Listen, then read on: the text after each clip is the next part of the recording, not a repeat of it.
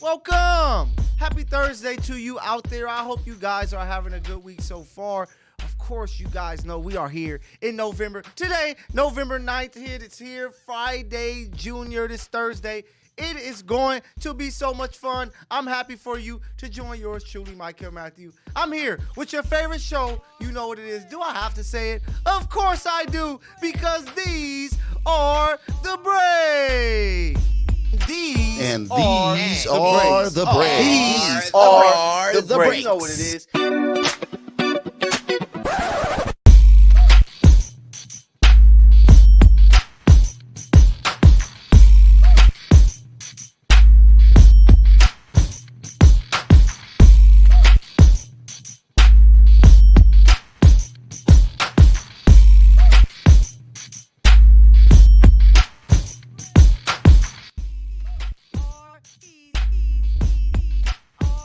Thank you guys so much for joining this week for this episode of The Breaks. I'm so excited, as you guys can tell. I'm excited every week, baby, because it's great sports being played throughout. So let's get right to it. We're going to start this week on the gridiron, the NFL breakdown, baby. I hope you guys are ready for that. Tonight's game, it is a terrible one. Boom. A 2-7 team, a 1-17, Panthers versus Bears. We're hopeful that Justin Fields can maybe play. It would be great to see the two young black quarterbacks, Justin Fields, Bryce Young, go at it. But these two teams are struggling, trying to figure out their identity. Bryce Young is really surprising. I thought he would be performing much better with Thielen there, making his plays. But they got to figure it out. They got to build a team around him. And when you have the first overall pick, you expect that you're going to be bad, and they're doing it again. So hopefully he's learning. We all remember Peyton Manning didn't light it up his rookie year, and then he became Peyton Manning. So Bryce Young, we're not giving up on you, but we hope to see more as the season goes along. And then with the Bears, they're going to be lucky because they're going to have two of the top picks in the draft, most likely, because they made the trade with the Carolina Panthers. But, man, I'm just hoping that we can see some growth with them. Everybody came into the year talking about the Bears, talking about Justin Fields, how special he was. But until I see you do it, when there's pressure and the games really matter, I do not believe. Same thing with the Chicago Bears and Justin Fields. But speaking of young quarterbacks, I got to talk about this baller, and his name is C.J. Stroud from the University of Ohio State. He is a Southern California kid like Bryce Young. They both went 1-2. But I said it all along during the draft. I was there in Kansas City talking to a lot of reporters and media there, and I was telling a lot of people, man, I know that Bryce is going number one because they're hoping that he has some Drew Brees type of potential. But C.J. Stroud was always the guy for me. His junior year, I was able to check him out. He was a baller. He played great football. They were in the Rose Bowl where he had a big-time game. The guy can make all the throws. He is an athlete that doesn't use his athleticism too much, but you're seeing a little more in the NFL, and he is just playing some great football. Last week, he threw 450 yards and 5 touchdowns. And the Texans, that's right, this is not fake news. This is real news. The Houston Texans has a chance to get to 500 because they're 4-4. They're going to be traveling to Cincinnati, who is without Jamar Chase, and they're going to have a chance to beat those Cincinnati Bengals and become a team with a winning record. So let's see what's going to happen. And damn it, I'm going with the upset this week. I'm picking the Texans, traveling to Cincinnati, getting the win. C.J. Stroud keeps balling. Dale at receiver. Just that whole team is surprising everybody, and they're actually hanging around. And can you imagine C.J. Stroud and the Houston Texans making it to the playoffs? It's a story that we have to monitor and keep our eyes on. But right now, he's truly the early favorite for the NFL Offensive Rookie of the Year, jumping over Puka Nacua here in L.A. with the Rams. But shout out to C.J., Southern California kid. Got to show him love. I'm going with the upset. Let me know what you think, baby. But let's talk about some more big games this week. I got the Vikings over the Saints. Joshua Dobbs. We got to show that guy some love.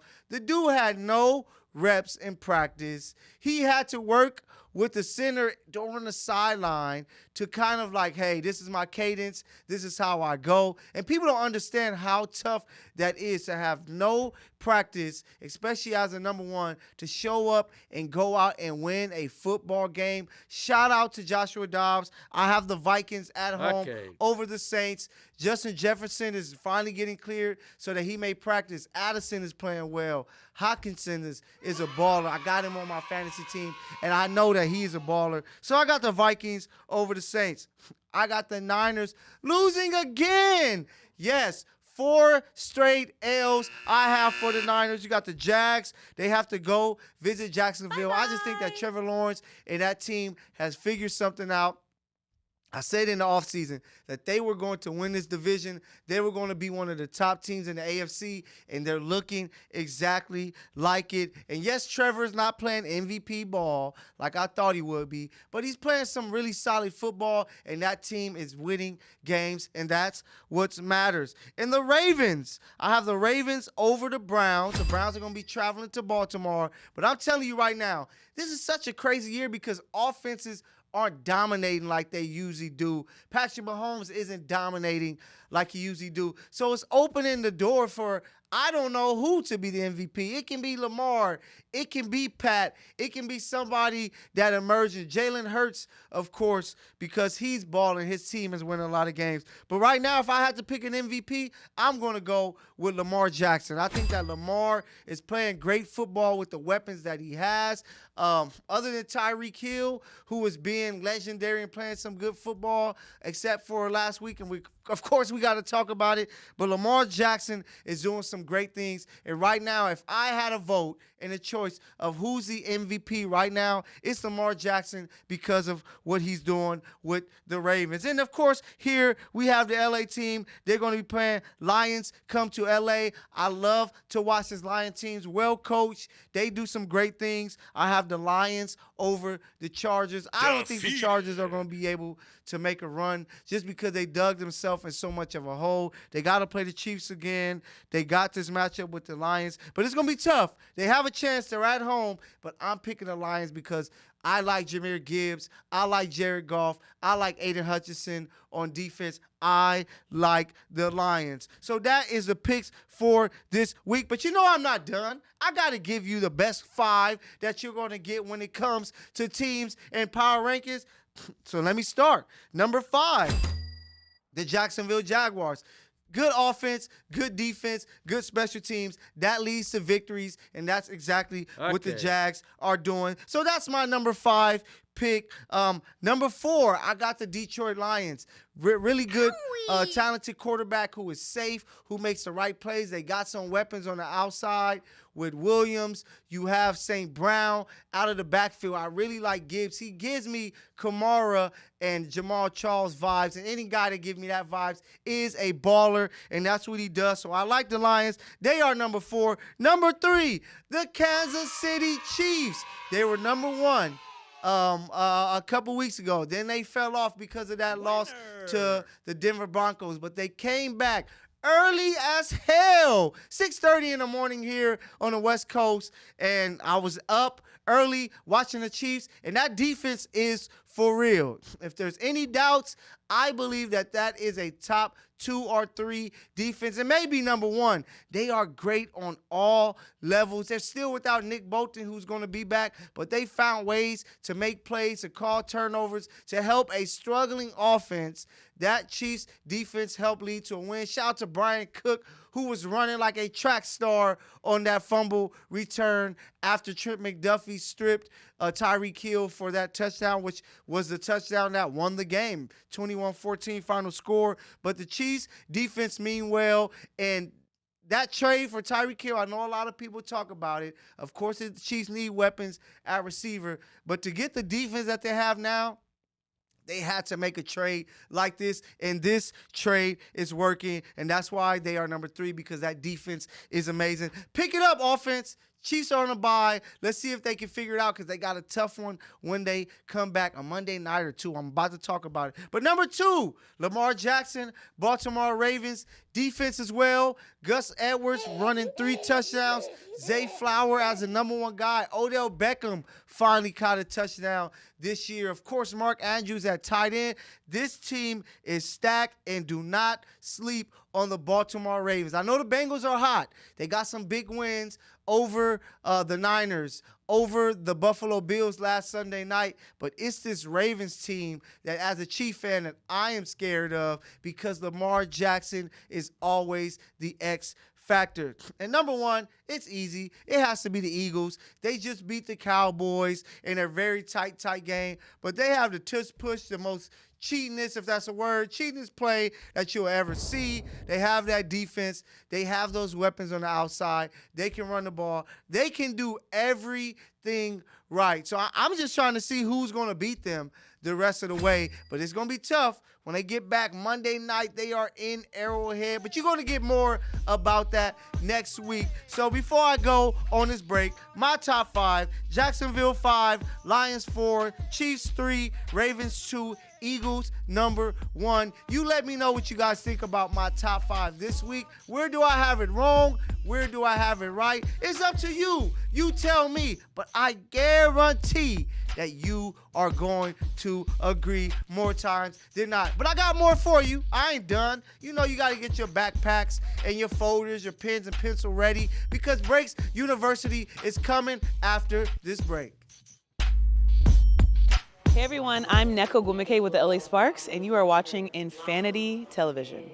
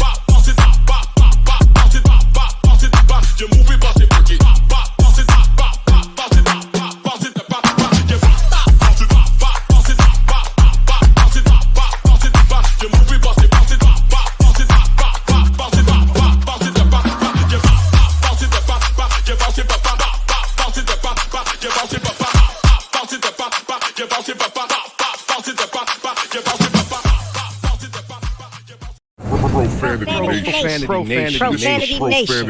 A podcast for the fans, by the fans. Dive deep into the topics the other shows miss. Raw and uncensored. And he's going to play team ball. His legacy is at stake. Rare, hard-hitting interviews with players, coaches, and you, the super fans. I'm not hating. I'm like, okay, cool. Good. 3 championships in 5 years. He's more than good, bro. Profanity Nation. Listen live or subscribe on your favorite podcast platform. What's up, y'all? It's your girl, Chanel Gwimike, and you're watching Infanity Television. Boom. Shout out Infanity Television. This is Juju Watkins. See y'all.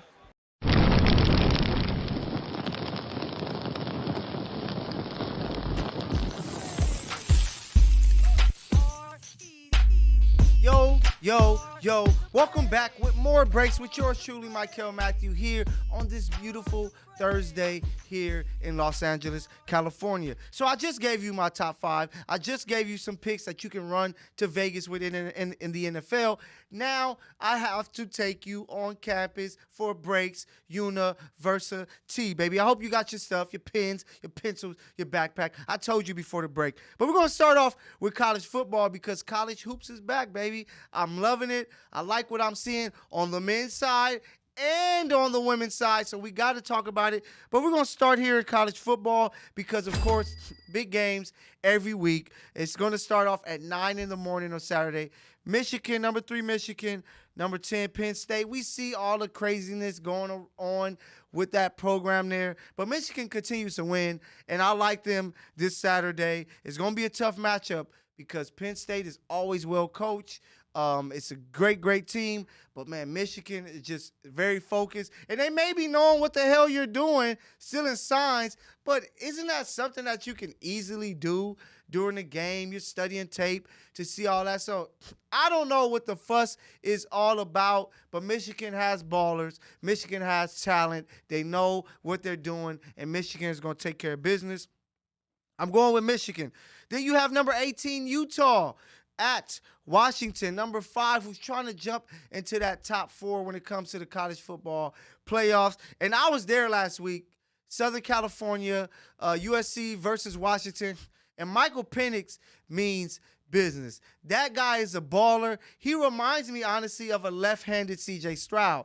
The guy has athleticism that he uses when he has to, but he is a quarterback that sits in a pocket and rips you apart with smart passes, big-time passes. The guy is a baller. He may be the front runner as we speak for the Heisman Award. He's going to be a guy that's going to be a top 10 NFL pick, as he should be. I know there's Bo Nix, there's Caleb, there's Drake May, but Michael Penix should be up there because the guy is a talented guy. He looks at the very least like Tua. They put up 52 points here in LA, put on a show last week, and they're going to do it at home against number 18, Utah. Ole Miss, number 9, Ole Miss is at number 2, Georgia. I like Georgia, even though the Georgia team is living on the edge, winning a lot of close games, but this is going to be a big one at home. But I just like with Georgia, they find a way to win games. They play good football. They're well coached. They're the defending champions, but they're going to have a test. But I do like Georgia there. I got to talk USC, of course. They are at Oregon. At this point, it don't look like they're going to win the Pac-12. They won't be playing in the college football playoffs. It's been a very disappointing season. I told you about the Grinch who stole the playoffs from USC a couple weeks ago. He was fired.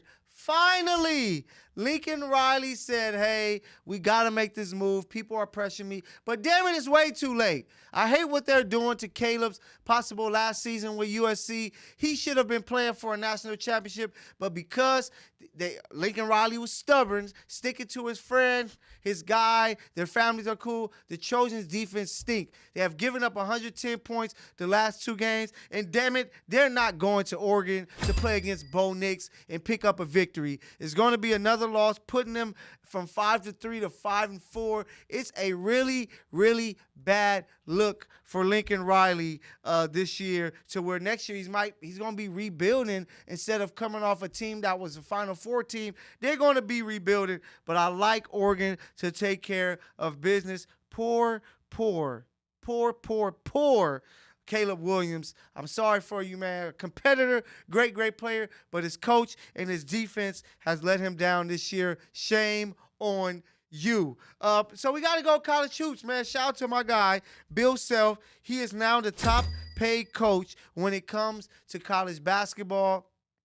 He's going to get like $13 million this year. Then he has 5 years, $56 million, somewhere around there. But well-deserved. Multiple championships.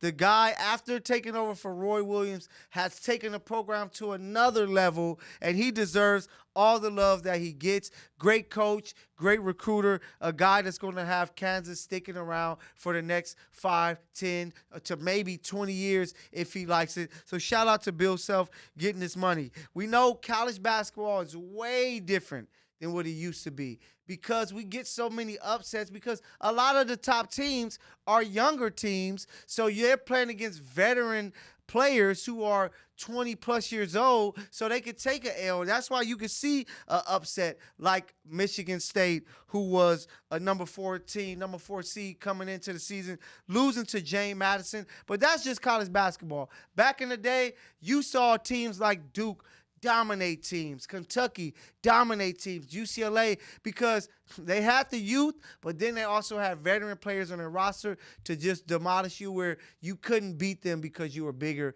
and stronger and played more game with more experience. Because now the game is different, you know. Back then you had the vets. Now with so much youth on this team, it's going to be so many upsets this season and the seasons to come, unless there comes up with a rule that allow guys to go straight to high school and guys to have to stay 2 years. So, excuse me. Be on the lookout all this season. Vegas, hit up Vegas, because there are going to be some upset specials throughout, and you guys have to be ready for it. But tonight, I'm so excited because after I leave here, I'm going to be heading over to the Galen Center. It's going to be litty. USC's first home game for the men with Isaiah Collier, the #1 rated prospect coming out of high school. He's going to be playing his first home game. Bronny, who is close to returning, will be on the sideline. He aims to play for USC, if he is clear. But tonight they are going against CSU Bakersfield. Let's see what they're going to do. They're going to put on a show. Boogie and those guys are going to put on a show. But USC is a team that I have my eyes on because they are ballers. But before I leave USC, before I leave college basketball, I have to talk about women's basketball. Because did you guys see it? I know it was earlier in the day, which I hate early games like that. But if you don't know the name, know this name. We may be looking at one of the better college prospects that's going to eventually go to the WNBA. True freshman Juju Watkins there with USC. They upset a top 10 rated Ohio State. 30-plus points.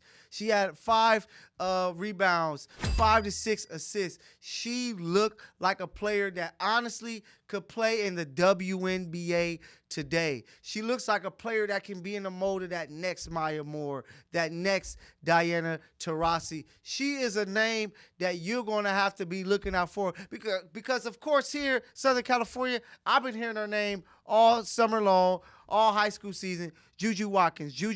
So I said, damn it, I'm going to check her out. And she was everything in a bag of chips. She is amazing. She is a baller. And she is going to be the reason why that I'm going to make sure that I'm watching more women's college basketball because we saw Angel Reese and LSU get upset.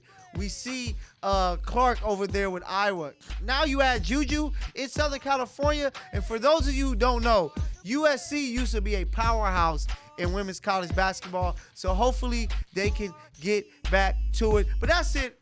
I'm done on campus. I got to get back to my grown-up and talk some grown-up hoop in a second. But I need a break. You need a break. So I will see you guys after this break. Hey everyone, I'm Neko Gumike with the LA Sparks, and you are watching Infanity Television.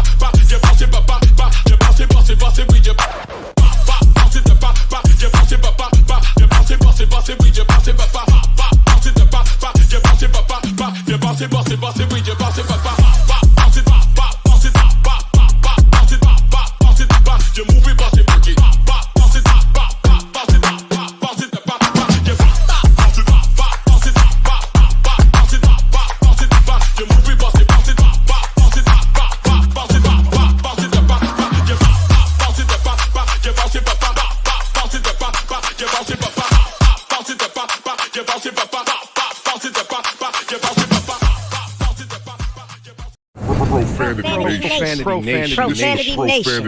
A podcast for the fans, by the fans. Dive deep into the topics the other shows miss. Raw and uncensored. And he's going to play team ball. His legacy is at stake. Rare, hard-hitting interviews with players, coaches, and you, the super fans. I'm not hating. I'm like, okay, cool. Good. 3 championships in 5 years. You're more than good, bro. Profanity Nation. Listen live or subscribe on your favorite podcast platform. What's up, y'all? It's your girl, Chanel Gwimike, and you're watching Infanity Television. Boom. Shout out Infanity Television. This is Juju Watkins. See y'all.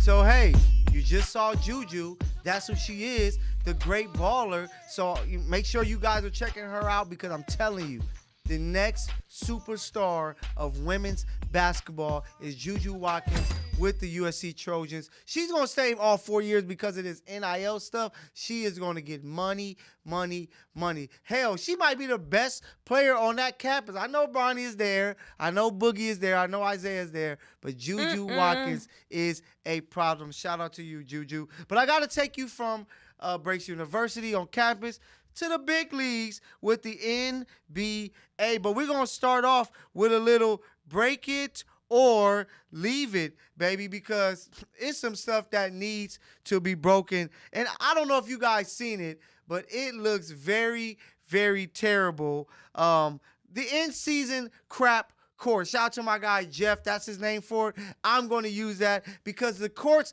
look like crap. I hate it. I hate it. I hate it. I don't know. Maybe you like it out there. It's something that you want to leave that you can work with.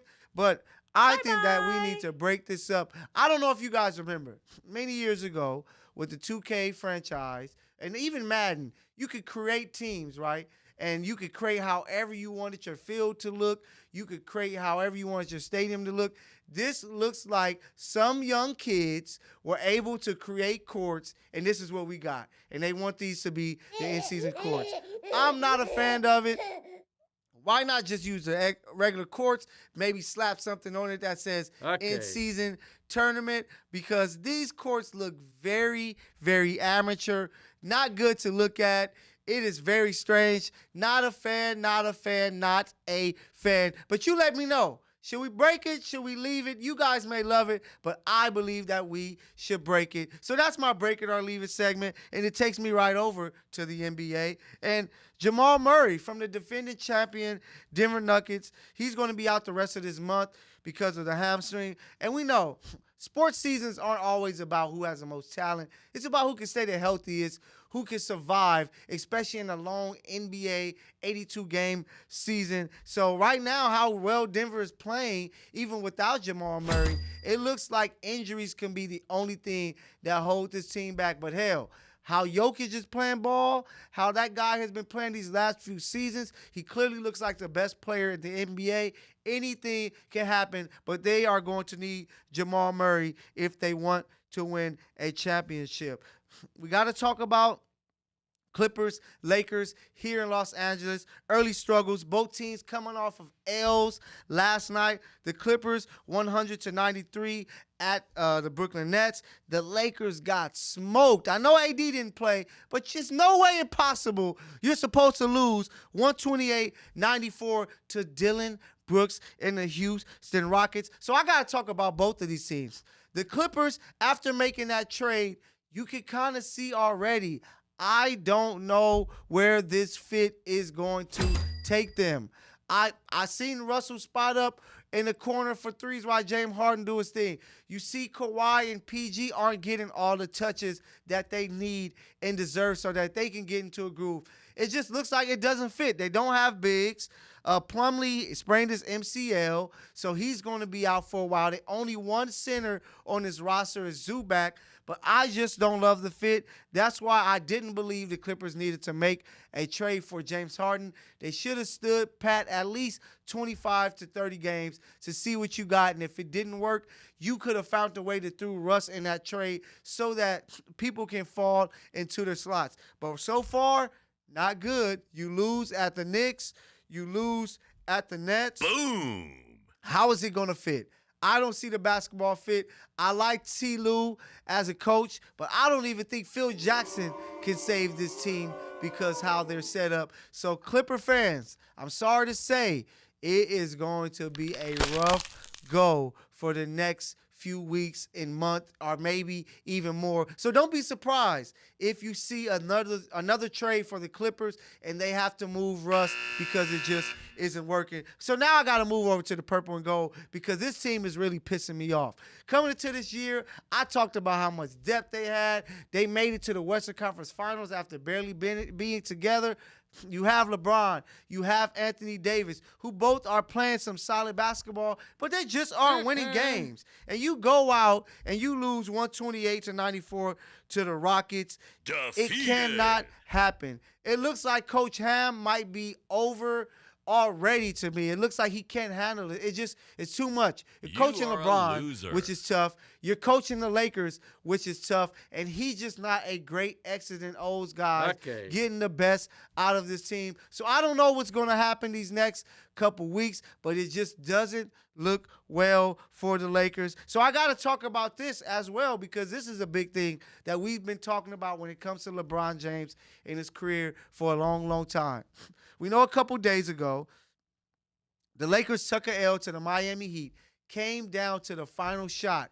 The play that we got, I saw somebody took a picture. The drawn-up play was for LeBron to kick it to Cam Reddish for the open three. But I'm going to tell you this right now. From a guy who's played basketball before and still play pickup here and there, for a guy who's been around NBA talent, who's played with NBA talent on the high school team, and I don't give a damn how many shots I knock down, you give the ball to the best player to finish the game, and you say, hey, winner. It's on you. If you make the shot, good. If you miss it, damn it, we're going to live with it because you are best guy. And when you're the all-time leading scorer of all time, I don't want to see you driving to kick the ball to anybody, especially not Cam Reddish. I know I've been going back and forth with you Twitter LeBron fans who are telling me that no, he made the right basketball play. No, damn it. Sometimes the right basketball play is your best player shooting